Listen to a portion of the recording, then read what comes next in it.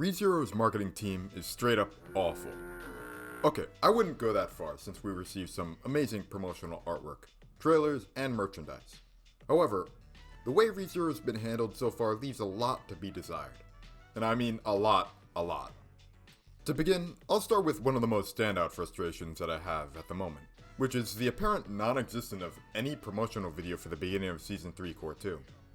As of January 20th, the day I'm writing this, we have received almost nothing for Core 2, despite it starting in a little over 2 weeks, which is frustrating. I'm honestly not sure why they're not treating this as a big a deal as it is. As much as it's sensible to have a core break for scheduling, most anime don't even run consecutive cores nowadays anyway. ReZero's marketing team has done almost nothing to keep fans engaged during the break period, and it's kind of ridiculous.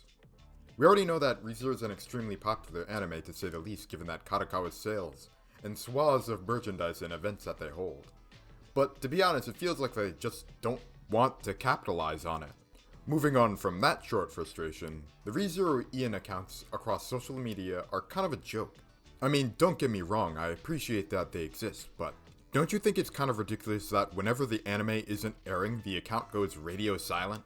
I mean, just now, you can see the disparity between their posts. This one being posted at the end of November, and the next one being posted nearly 2 months afterwards. Other shows aren't great either, with JJK even receiving minimal attention.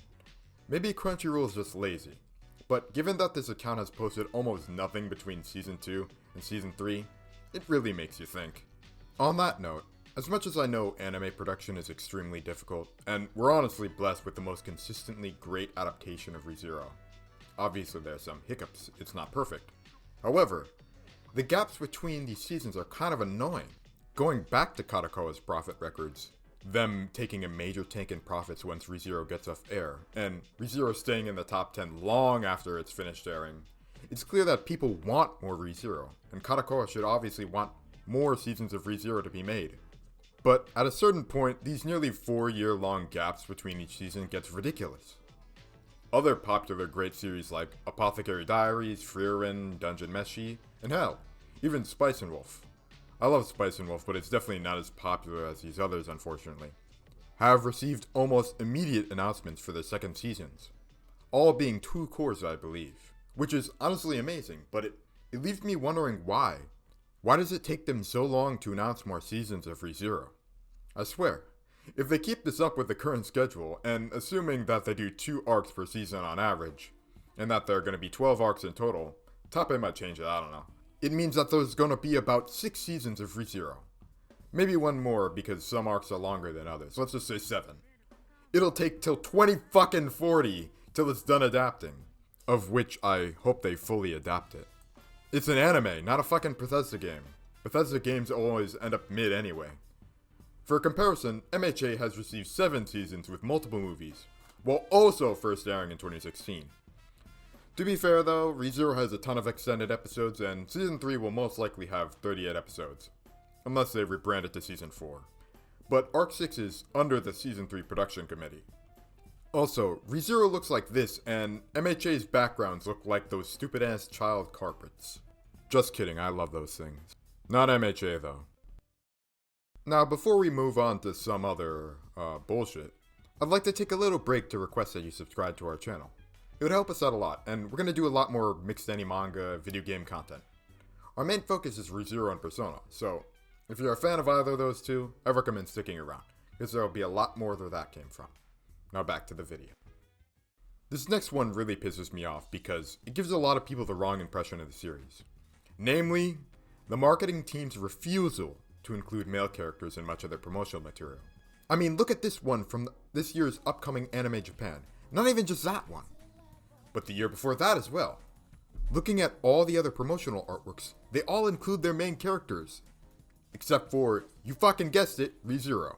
Instead, opting to present Rem and Ram, and don't get me wrong, I love these characters, but they're not even in the current arc of Season 3. It's not even just their refusal to use male characters, but the refusal to use nearly any character that isn't Rem, Ram, and Amelia. It's like they're eternally stuck in 2016. We could also see this with the figures that they decide to produce. Out of the thousands, not actually thousands, but the thousands of ReZero figures that are out there on the market, there's a single one with Subaru, not including the Nendoroids, of course. And it still has Rem in it.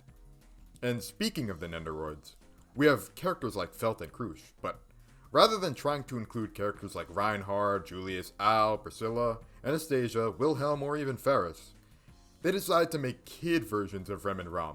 Seriously? And it's not like Good Smile has a tough time making these figures. I mean, they made a fucking swimsuit Marin Kitagawa. No shade though. Actually, all the shade because I'm irrationally angry. Because you know how damn cool it would be to have an Aldebaran Nendoroid. But instead we get this. Someone sensible please get on the ReZero merchandise team. Because I think I can speak for all of us when I say we'd rather get a Subaru figure than the many Rems that already exist. To finish up here, I want to give one last I hate you to Crunchyroll and their translation mistakes. Going nearly 8 for 8 in Core 1 is crazy. And it's really unfortunate too, because these subtitles are the ones that dub voice actors have to read over. ReZero honestly has an amazing dub, and if you haven't heard it yet, you should totally give it a shot. It's really unfair to these dub voice actors that they're given incorrect scripts from the get-go. And for people who watch the dub, they might end off confused, as some of the scenes mischaracterize Subaru, such as this one, or just make the scene confusing, which it doesn't have to be. They literally just need to look over their translations. But honestly, it sometimes feels like they just don't care. And I wouldn't mind if these weren't the scripts for the dub, because they could be fixed later, but what's so messed up is that some of these lines have been fixed in post, but the dub voice actors are still given outdated translations. To conclude, after all this, do I know why the marketing isn't the best? Not really. But it's most likely because the Kadokawa is filled with out-of-touch that don't know how to market to people in the modern day. Is ReZero the worst managed IP? I'd say absolutely not, but looking at it from an outside perspective, I believe we could get a lot more from our favorite series. Thank you for watching. If you enjoyed the video, consider subscribing. We're not going to restrict ourselves to just ReZero and Persona, but those are certainly some of our favorite IPs, so if you're interested in either of those, you have a reason to stick around. And remember, we only got 2 more weeks to go until Core 2 starts, so stay hyped for ReZero.